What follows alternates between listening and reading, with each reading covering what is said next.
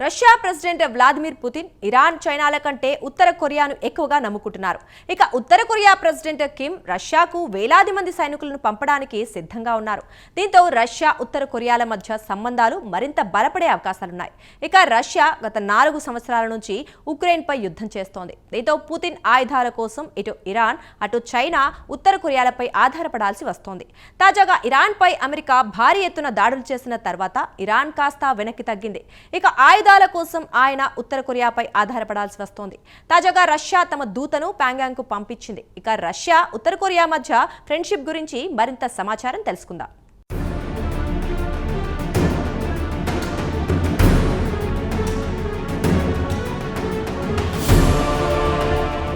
ఉక్రెయిన్తో గత 4 సంవత్సరాల నుంచి యుద్ధం చేస్తోన్న రష్యా ప్రస్తుతం ఎక్కువగా ఉత్తర కొరియాపై ఆధారపడుతోంది. ఇక రష్యాకు మిత్రదేశాలైన ఇరాన్, చైనాలు కాస్త వెనక్కి తగ్గినట్టు కనిపిస్తోంది. ఇరాన్ విషయానికొస్తే ఇటు ఇజ్రాయెల్, అమెరికాలు బాంబుల వర్షం కురిపించి కోలుకోలేని దెబ్బతీశాయి. దీంతో ఇరాన్ రష్యాకు ఆయుధాలు పంపించలేకపోతోంది. ఇక చైనా విషయానికొస్తే అక్కడ కూడా రాజకీయ సంక్షోభం నెలకొంది. ప్రెసిడెంట్ షీ జిన్పింగ్ ను అధ్యక్ష పదవి నుంచి తొలగిస్తారన్న వార్తలు గుప్పుమంటున్నాయి. ఇక అసలు జిన్పింగ్ ఎక్కడున్నాడో కూడా ఎవరికీ తెలియకుండా ఉంది. ఇటీవల ఆయన చైనా మీడియాలో కూడా కనిపించడం లేదన్న వార్తలు వస్తున్నాయి. ఈ క్రమంలో రష్యా ఆయుధాల కోసం కానీ సైనికుల కోసం కానీ ఉత్తర కొరియాపై ఆధారపడాల్సి వస్తోంది. తాజాగా రష్యా విదేశాంగ మంత్రి సెర్గీ లావ్రోవ్ ఉత్తర కొరియా ప్రెసిడెంట్ కిమ్ జాంగ్ ఉన్తో భేటీ అయ్యారు.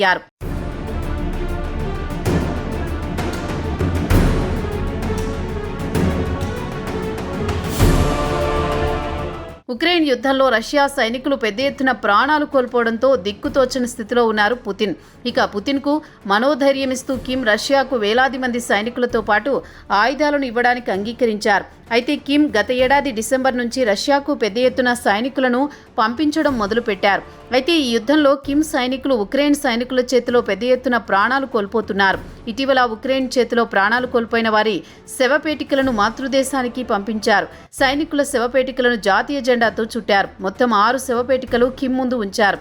ఇక కిమ్ చిన్నపిల్లాడిలా సైనికుల శవపేటికలపై పడి రోధించడం మొదలుపెట్టాడు. సైనికులకు నివాళులర్పించిన ఫోటోలను గత నెలలో పాంగ్యాంగ్లో పెద్ద ఎత్తున ప్రదర్శించారు.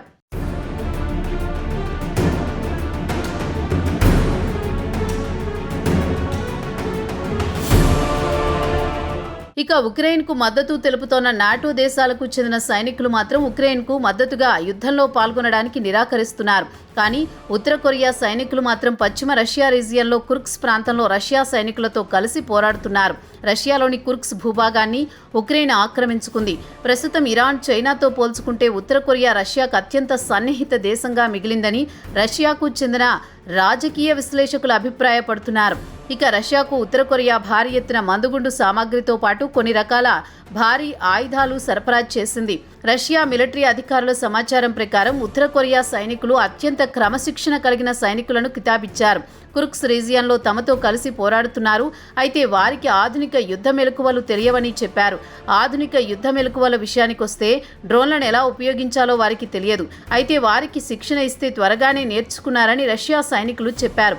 భవిష్యత్తులో రష్యా, ఉత్తర కొరియా మధ్య సంబంధాలు మరింత బలపడే అవకాశాలున్నాయి.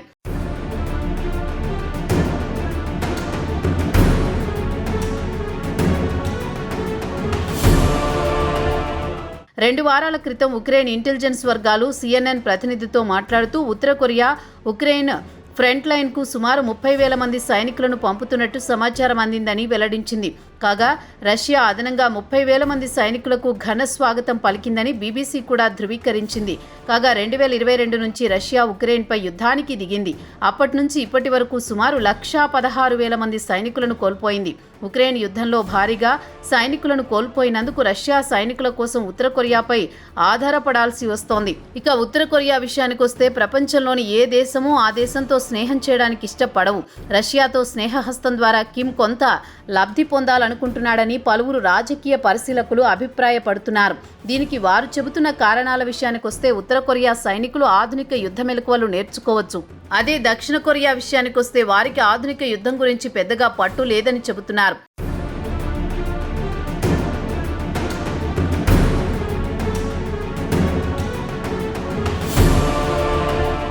ఇక ఉత్తర కొరియా విషయానికొస్తే కిమ్ మాస్కోలో పర్యటించి రావడం, అదే సమయంలో పుతిన్ కూడా ప్యాంగ్యాంగ్కు రావడంతో ఇరు దేశాల మధ్య సంబంధాలు మరింత బలపడ్డాయి.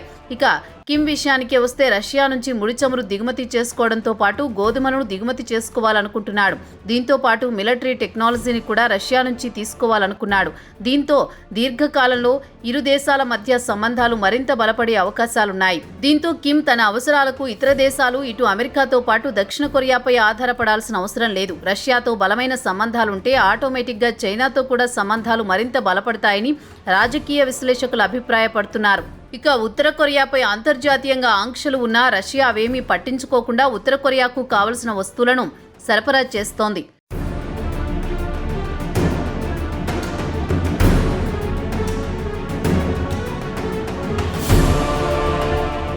రష్యా బొగ్గు, ఎరువులు, ముడి ఇనుము రైళ్ల ద్వారా సరఫరా చేస్తోంది. ఉత్తర కొరియాకు రష్యాకు సీ ఫుడ్తో పాటు రేర్ ఎర్త్ మెటీరియల్ ఎగుమతి చేస్తోంది. ఇక ఉత్తర కొరియాలోని రేవు పట్టణాలను ఆధునికీకరించడానికి రష్యా మద్దతు తీసుకుంది.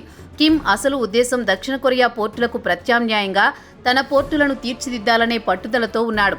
ఉత్తర కొరియా పోర్టుల నుంచి రష్యాకు పెద్ద ఎత్తున సరుకు రవాణా చేయాలనే ఆలోచనలో ఉన్నాడు కిమ్. అయితే ఉత్తర కొరియా రష్యాకు చిరకాల మిత్రదేశం. 1990లో యుఎస్ఎస్ఆర్ కూలిపోయిన తర్వాత ఉత్తర కొరియాకు రావాల్సిన ఎయిడ్ ఆగిపోయింది. దీంతో దేశంలో కరువు కాటకాలు సంభవించాయి. అటు తర్వాత కొత్త రష్యాకు ఉత్తర కొరియా శత్రుత్వం లేకపోయినా అంత సన్నిహితంగా ఉండేది కాదు. 2000 సంవత్సరం అటు తర్వాత 2010లో ఉత్తర కొరియా న్యూక్లియర్ ప్రోగ్రాం చేపడుతోందని, మానవ హక్కులను ఉల్లంఘిస్తోందని ఉత్తర కొరియాపై ఆంక్షలు విధిస్తే దానికి రష్యా కూడా మద్దతు పలికింది.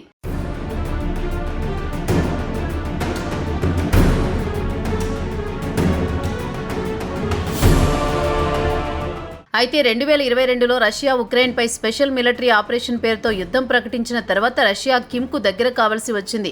యుద్ధం ప్రారంభమైన తర్వాత 2023లో రష్యా డిఫెన్స్ మినిస్టర్ సెర్గీ షోయిగో ఉత్తర కొరియాలో పర్యటించారు. అటు తర్వాత కిమ్ రష్యాలో పర్యటించారు. కిమ్ ఆహ్వానం మేరకు పుతిన్ కూడా ఉత్తర కొరియాలో పర్యటించి వచ్చారు. ఇరు దేశాల మధ్య పలు ఒప్పందాలు కుదిరాయి. ఒప్పందం ప్రకారం రష్యాలోని కుర్స్క్ రీజియన్కు కిమ్ 15,000 మంది సైనికులను పంపించాడు.